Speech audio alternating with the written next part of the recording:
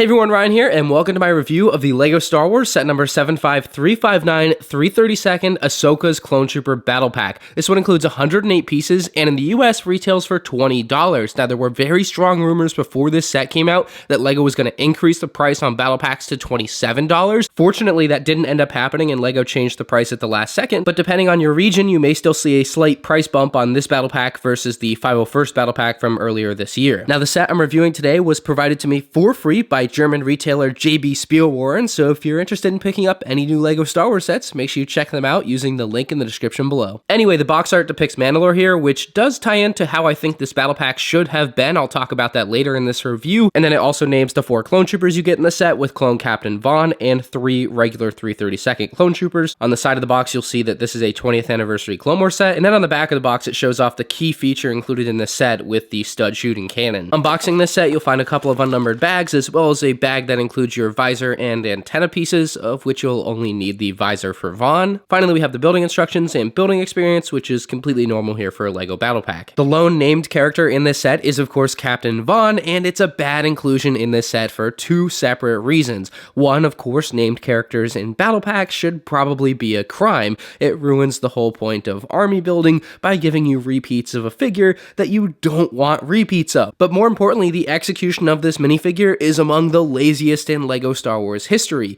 The gray abdomen, accurate to how we see him in the Clone Wars, nowhere to be found. Last year, they did a gray abdomen on Commander Cody. Why couldn't they do that here? The rank insignia on his chest plate shows all blue dots, despite the fact in the show it's not all blue dots. Last year with Commander Cody, they included multiple colored dots. I don't know why they couldn't do that here again. And despite LEGO.com claiming that Vaughn has a special helmet, the helmet print is indeed the exact same as the other 332nd troopers in the set. It does not include any of his unique markings for his unique helmet in the Star Wars universe. This is absolutely the laziest, cheapest minifigure they could have made as a Captain Vaughn, and still have a few people defend them. Of course, the other 3 figures in the set are 3 regular 332nd troopers, 2 of which are given blue jetpacks, which you can take off if you want, but they are, of course, otherwise exactly the same as each other. Now, a 332nd battle pack has been highly requested over the past few years, ever since a 332nd trooper was included in the $40 AAT, so getting 3 for $20 is far better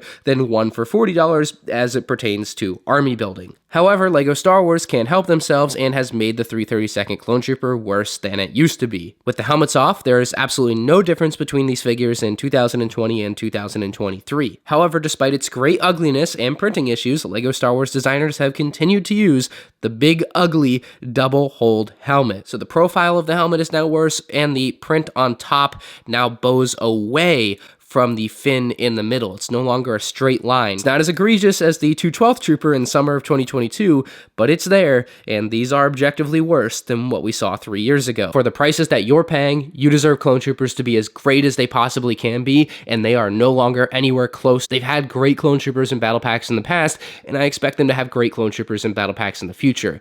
We're in an unfortunate spot right now. But no detail is left unturned. Every little garment and weapon and accessory has to be perfect. Aforementioned flaws aside, this is still a good army builder as far as minifigs go. 3 332nd troopers for $20 in one set is still a good deal compared to what they used to be. So if you don't care about the lack of quality care on LEGO's end, this is a good set for you to buy for the figures.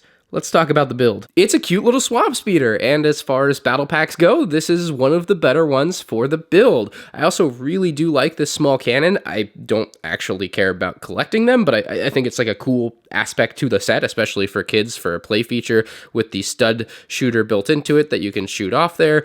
I think that's neat. It's small, it's like 3 pieces. It's not like the craziest thing ever, but it's a cool extra inclusion that they didn't have to do, but they did. And for the swamp speeder, we have it in a 501st kind of blue and gray colorway for the first time. All the previous swamp speeders have been done in dark red and gray, so this is something that's a big departure from that. Now, it is a bit tight around the seating area. There's no control panel or control lever for that matter. It's pretty bare bones in that way, and that is an unfortunate side effect of being a battle pack build. Now we can take one of our 332nd troopers and place them in one of the front seats with ease. They just attach to the 2 studs on the front. You can kind of close that piece back. Might have to put their hands down to get it to have the proper angle. You see they won't quite match, so you might have to push that one up. But either way, you have a couple clips on the back that are going to hold the blasters for whatever 2 troopers you decide to place on the swamp speeder, or just one if you just want to do one. And so that is what it looks like with one troop on.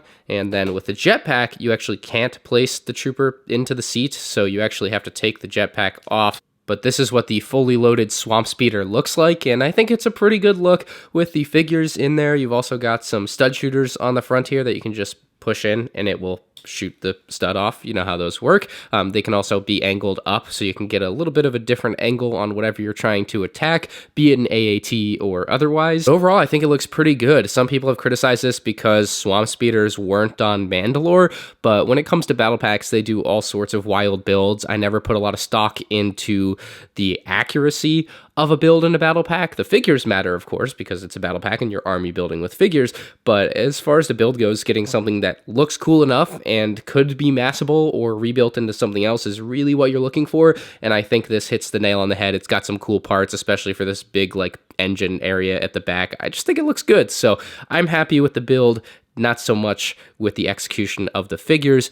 Speaking of, let me tell you how I would have made this better. I think it would have been far better to replace those 3 32nd clone troopers with something else, be it 2 regular phase 2 clone troopers, which we haven't had since 2014, or replace those other 2 slots with 2 Maul Mandalorians, bringing back the classic versus battle packs in a great way here. In this ideal world, Vaughn would have been released in the 2020 AAT instead of a regular 332nd trooper. This is getting a 5 out of 10 from me, lazy Captain Vaughn, and ugly helmet hold, bad printed 332nd troopers. Yet again, the LEGO Star Wars designers missed a golden opportunity there, or potentially with just plain white clones that we haven't had in a decade either. So let me know what you think in the comments section below. Leave a like if you enjoyed, and are you going to buy more than you should, because cheap clone troopers are a hard thing to pass up no matter how bad they look. I get it, clone troopers are fun, but they should be better. They've been better in the past, even in battle packs and cheap sets.